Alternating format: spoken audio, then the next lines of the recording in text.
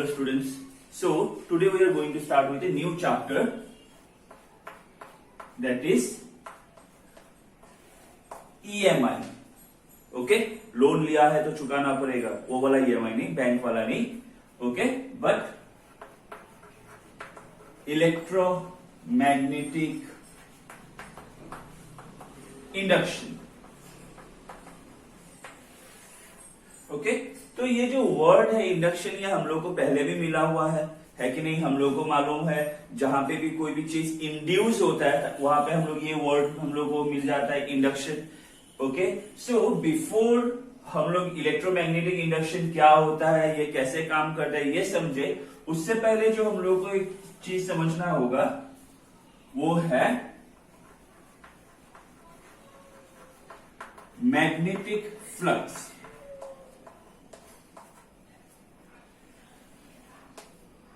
Magnetic flux. Now electrostatics chapter में हम लोग को इलेक्ट्रिक फ्लक्स मिला था, the number of electric field lines passing through a given surface normally. Similarly magnetic flux भी क्या होता है? The number of magnetic field lines passing through a given surface normally. Okay, magnetic flux क्या होता है? Number of magnetic field line. हम लोग को मालूम है, अगर हम लोग एक बार मैग्नेट ले तो एक पोल से मैग्नेटिक फील्ड लाइन स्टार्ट होता है, दूसरे पोल की तरफ जाके एंड होता है, तो वो ही मैग्नेटिक फील्ड लाइन्स. ओके, अगर हम लोग एक मैग्नेटिक फील्ड में एक कोई एक चीज को रख दे तो वो चीज में से कितना मैग्नेटिक फील्ड लाइंस नॉर्मली पास होगा, उसी को हम लोग क्या बोलेंगे? Magnetic flux. ओके, तो इसका डेफिनेशन क्या है? देखो, the magnetic flux of any surface placed in a magnetic field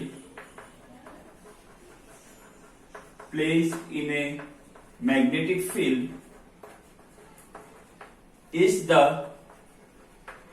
number of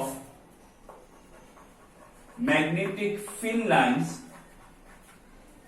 Okay, is the number of magnetic field lines passing through the surface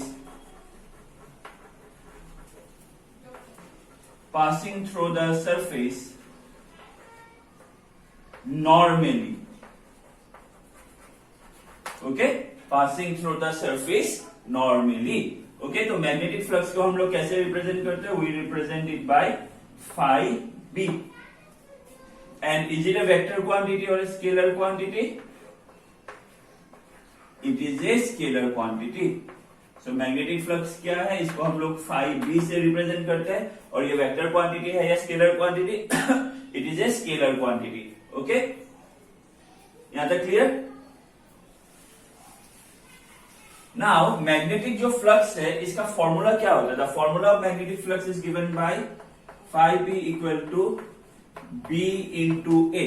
that means B क्या हो गया? Magnetic field, and A क्या हो गया? Area. Okay, now पकड़ लो, ये हम लोगों का एक गिवन सरफेस है, ये हम लोग का एक गिवन सरफेस है, तो इसका जो एरिया वेक्टर है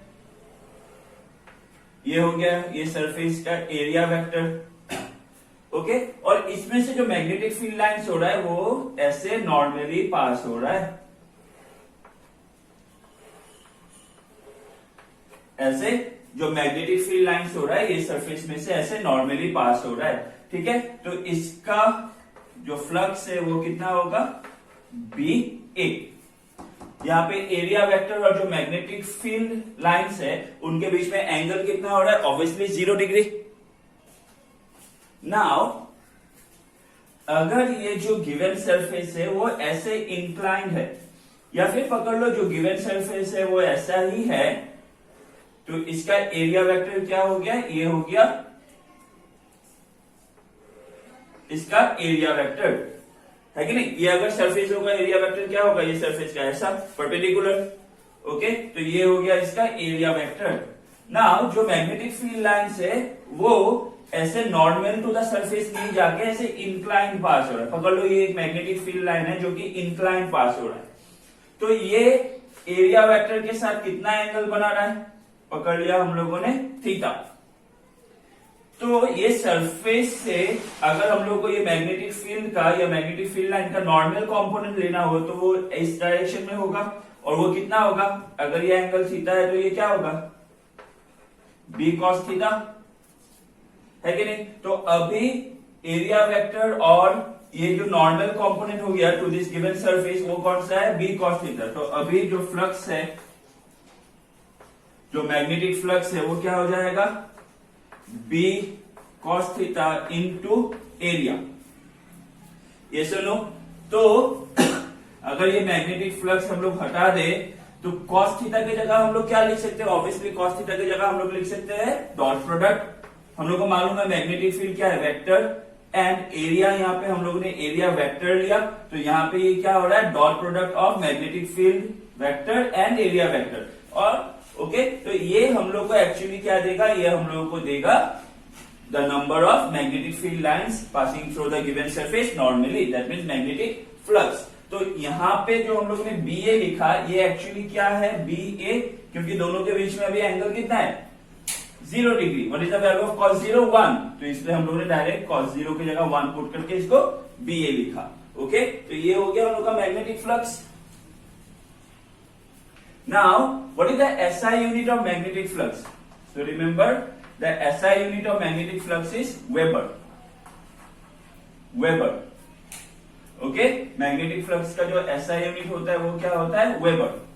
And magnetic flux का जो CGS unit होता है वो होता है Maxwell. Okay? The CGS unit of magnetic flux is what? Maxwell. And what is the relation between them? 1 Weber equals to 10 to the power 8 Maxwell. 1 Weber equals to 10 to the power 8 Maxwell. तो ये हो गया हम लोग का कुछ basic चीज about magnetic flux. Okay, now यहाँ पे और एक चीज जानना है, जो फ्लक्स कब पॉजिटिव होता है और मैग्नेटिक फ्लक्स कब नेगेटिव होता है। तो कर लो, हम लोग का गिवन सरफेस है। नाउ किसी भी गिवन सरफेस में जो एरिया वेक्टर है, जो नॉर्मल एरिया वेक्टर है, उसको हम लोग बोथ साइड से ही हम लोग उसको ड्रॉ कर सकते हैं। सरफेस के इस साइड से भी ड्रॉ कर सकते हैं, इस साइड से भी ड्रॉ कर सकते हैं। तो ये पकड़ लो मैग्नेटिक फील्ड लाइंस है, या फिर मैग्नेटिक फील्ड का जो ये मैंने डायरेक्शन है इस तरफ दिया। ओके, मैग्नेटिक फील्ड लाइन मैंने इस तरफ दिया और इसी तरफ मैंने एरिया वेक्टर को भी लिया। तो अभी मैग्नेटिक फील्ड और एरिया वेक्टर के बीच में एंगल कितना है, ऑब्वियसली 0 डिग्री। थीटा कितना होगा, 0 डिग्री। दैट मीन्स जो फ्लक्स है उसका वैल्यू क्या मिलेगा, पॉजिटिव। फ्लक्स का वैल्यू क्या मिलेगा, पॉजिटिव। बट अभी अगर ये गिवन सरफेस है जहां पे ये हो गया मैग्नेटिक फील्ड लाइन, ये हो गया मैग्नेटिक फील्ड लाइन, ओके, और इसके ऑपोजिट डायरेक्शन में मैंने एरिया वेक्टर लिया, तो अभी ये दोनों के बीच में एंगल जो है वो कितना बन रहा है, ऑब्वियसली 180 डिग्री। तो अभी जो फ्लक्स मिलेगा, अभी थीटा कितना है, 180 डिग्री। तो अभी जो फ्लक्स मिलेगा वो फ्लक्स क्या होगा, obviously flux will be negative. So when theta equal to 0 degree, flux is positive. When theta equal to 180 degree, flux is negative. And what is that theta? What is theta? Theta is the angle made by the magnetic field, or you can say magnetic direction of magnetic field. Okay, along with the area vector. Okay, तो इसको copy कर लो। Okay.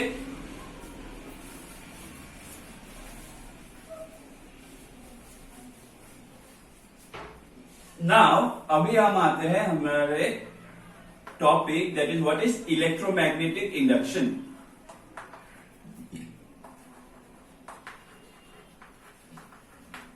Now यहाँ पे देखो electro आ रहा है, that means electricity, and यहाँ पे मैग्नेटिक आ रहा है, that means magnetism. We know that electricity and magnetism are inter related, ये दोनों एक दूसरे के साथ कनेक्टेड है कि नहीं। सो अगर हम लोग मैग्नेटिज्म के हेल्प से एक सर्किट में ओके करंट इंड्यूस कर सके, if with the help of magnetism we can induce electricity, then this phenomenon is known as electromagnetic induction. Remember, we have to induce electricity, okay, then this phenomenon is known as electromagnetic induction. So what is electromagnetic induction? The phenomenon of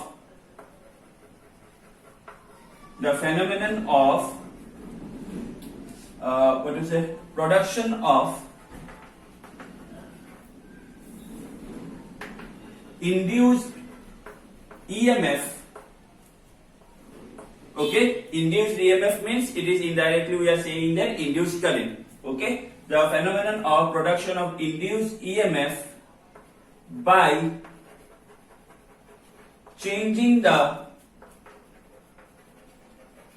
magnetic flux.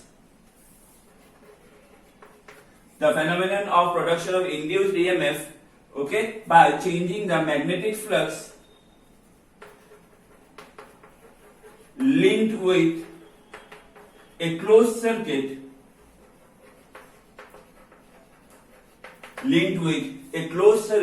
is called electromagnetic induction.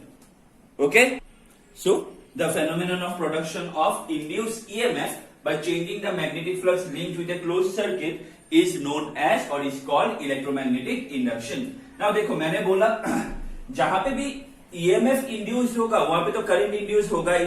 हम लोगों ने ये पहले पढ़ा हुआ है electromotive force को हम लोग किसके साथ कंपेयर किया था, वोल्टेज, पोटेंशियल डिफरेंस, है कि नहीं. तो पोटेंशियल डिफरेंस, वोल्टेज, ये सब चीज जहां पे होता है वहां पे क्या होता है, flow of electrons. And what is flow of electrons, current, है कि नहीं. So induce EMF means there will be induce current also. Okay,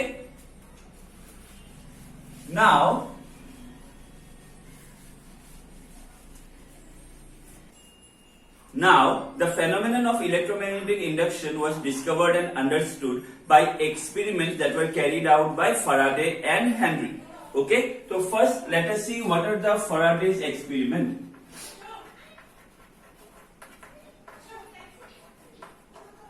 Faraday's experiment. So let us see the first experiment. Experiment number 1. Okay. Induced EMF with stationary coil and moving bar magnet. So पहला experiment क्या था, EMF induce करना with the help of a stationary coil and moving bar magnet. Okay, तो पहले देखो इसका कुछ diagrams है, तो पहले हम लोग वो डायग्राम बना लेते हैं.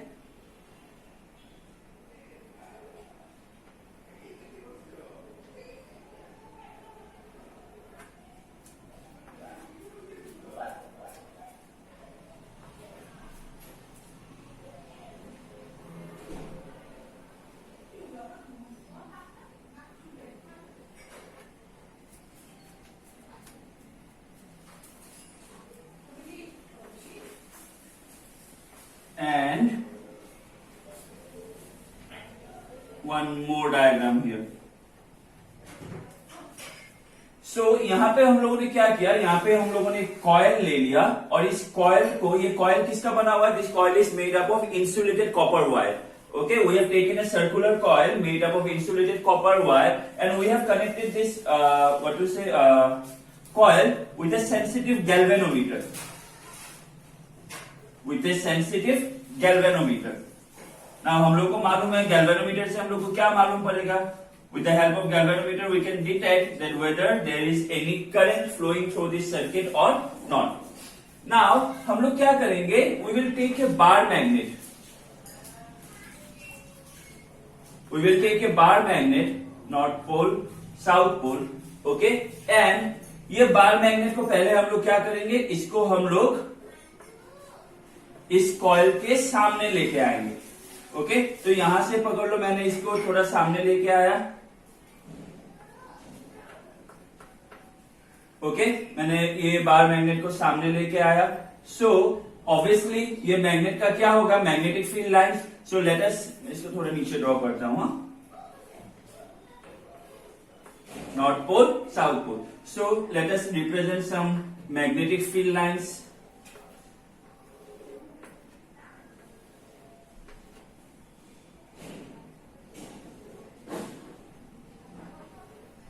सो ये पकड़ लो, ये बार मैग्नेट का कुछ मैग्नेटिक फील्ड लाइंस है. तो हम लोगों ने क्या किया, ये जो बार मैग्नेट है, ये बार मैग्नेट को हम लोगों ने इस तरफ मूव किया, ये बार मैग्नेट को हम लोगों ने इस तरफ मूव किया, ओके, ये कॉइल की तरफ। तो जैसे हम लोगों ने ये बार मैग्नेट को इस कॉइल की तरफ मूव किया तो क्या हुआ, there is an induce EMF, there is an induced EMF and as a result hence there is an induced current within this circuit, there is an induced current within this circuit। और ये induced current कैसे मालूम पड़ेगा, by the deflection of the galvanometer, okay. जब bar magnet को ये circular coil के सामने लाओगे तो ये जो गैल्वेनोमीटर का नीडल है it deflect towards the right, it deflect towards the right. तो क्या हो रहा है, ये कॉइल में एक करंट इंड्यूस हो रहा है, okay.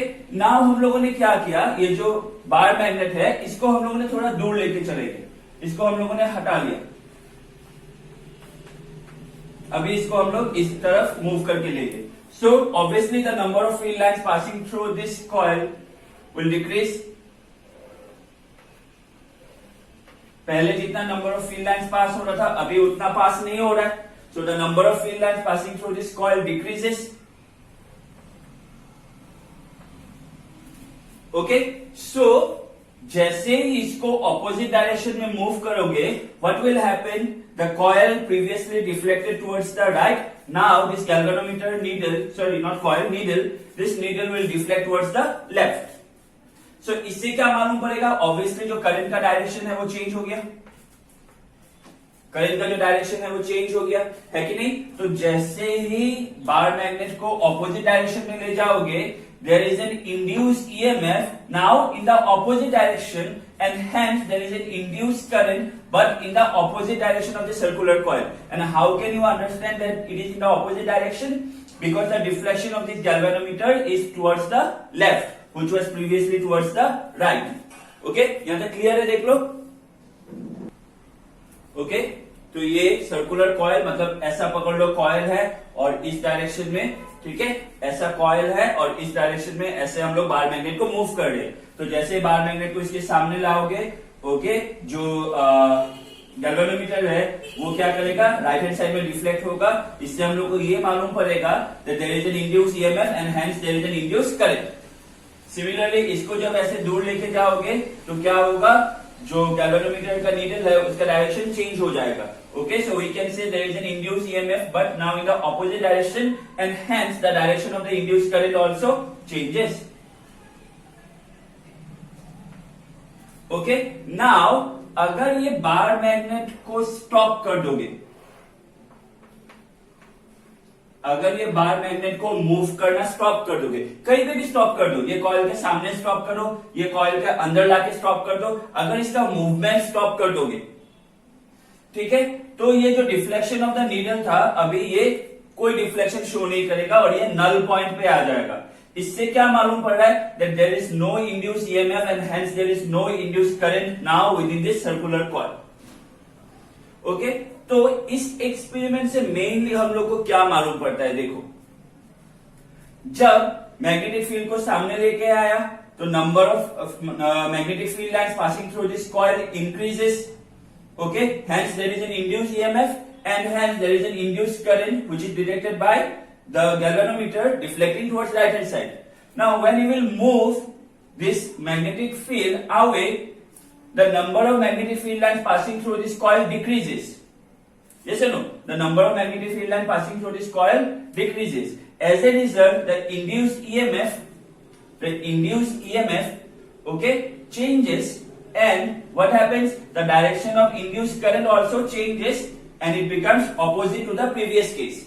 now if you stop moving the bar magnet, if you stop moving the bar magnet तो क्या होगा, obviously the magnetic flux, देखो number of field lines passing मतलब क्या है, मैग्नेटिक फ्लक्स, है कि नहीं, number of field lines passing मतलब क्या है, मैग्नेटिक फ्लक्स। तो जैसे ही इसको मूव करना छोड़ दोगे, इसको स्टॉप कर दोगे, the magnetic flux linked with this circuit does not changes, that means there is no change of magnetic flux, so there is no induced current और induced EMF. That means we can say whenever there is a change in magnetic flux, okay, wherever there is a change in magnetic flux, because of the change in magnetic flux an induced EMF is there and hence an induced current is there।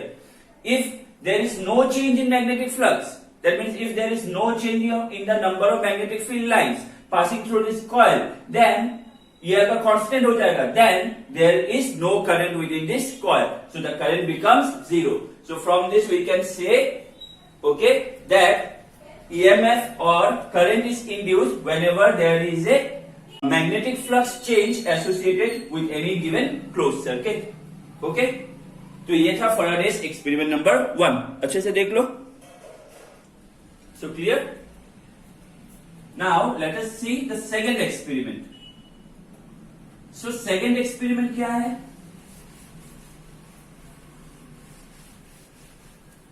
Second experiment हो गया induced EMF with moving coil and stationary bar magnet. That means अभी हम लोगों ने यहां पे एक bar magnet ले लिया जो कि स्टेशनरी है, और यहां पे अभी हम लोगों ने एक कॉइल ले लिया जिसको अभी हम लोग क्या करने वाले हैं, इसको अभी हम लोग मूव करने वाले हैं. ये कॉइल को हम लोग क्या करेंगे, मूव करेंगे. ओके,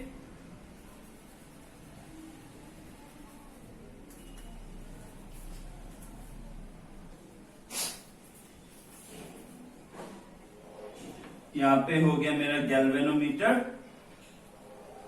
और मैंने क्या किया, इसको मूव करना है तो मैंने पकड़ लिया, जब मैंने इसको एक किसी व्हील्स के ऊपर रखा हुआ है ताकि मैं इसको मूव कर सकूं. Now when this experiment is performed, that means when you take a stationary bar magnet and if you take a moving circular coil, then what will happen, it is seen that the results obtained are similar to experiment 1.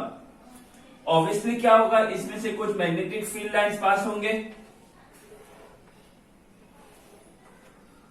Yes or no? Now when you will move this coil towards the bar magnet, जब इस coil को towards the bar magnet move करोगे, ये तो अभी stationery है, obviously so the number of magnetic field lines passing through the coil will increase. As a result, there will be an induced EMF and hence induced current in this closed circuit, which can be seen by the deflection of this galvanometer, say towards right. Okay, so when you will bring this one towards the north pole of this bar magnet, अच्छा ये पोल mention करना, हाँ, जब भी bar magnet, when the bar magnet is moved ऐसे मत लिखना, when the north pole of the bar magnet is moved ऐसे लिखना. ठीक है, अगर नॉर्थ पोल की जगह साउथ पोल लोगे तो क्या होगा, जो ऑब्जर्वेशन तो सेम रहेगा लेकिन जो नॉर्थ पोल में करंट का डायरेक्शन था, साउथ पोल लोगे तो वो उल्टा हो जाएगा. ठीक है, तो कैसे एक्सप्लेनेशन सेम रहेगा, सिर्फ करंट का डायरेक्शन. मतलब अभी अगर मैं बोलूं फॉर एग्जाम्पल ये कॉइल स्टेशनरी है, मैं मैग्नेट को ऐसे ले रहा हूं और ये नॉर्थ पोल है, तो मैग्नेट गैल्वेनोमीटर ऐसे जा रहा है, तो अगर साउथ पोल होगा तो गैल्वेनोमीटर ऐसे जाएगा. ठीक है, तो उसी चीज को एक्सप्लेनेशन में लिखना है.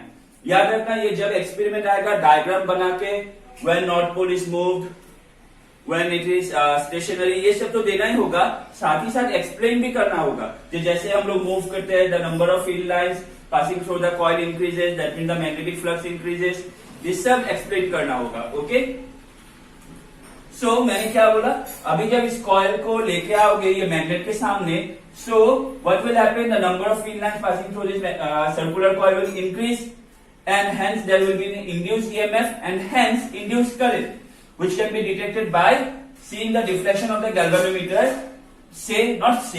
towards the right. और इसको जैसे ही दूर लेके जाओगे, ये कॉइल को जैसे दूर लेके जाओगे, obviously the number of magnetic field lines passing through the coil will decrease. That means magnetic flux will decrease. As a result, the deflection of the galvanometer will be in the opposite side.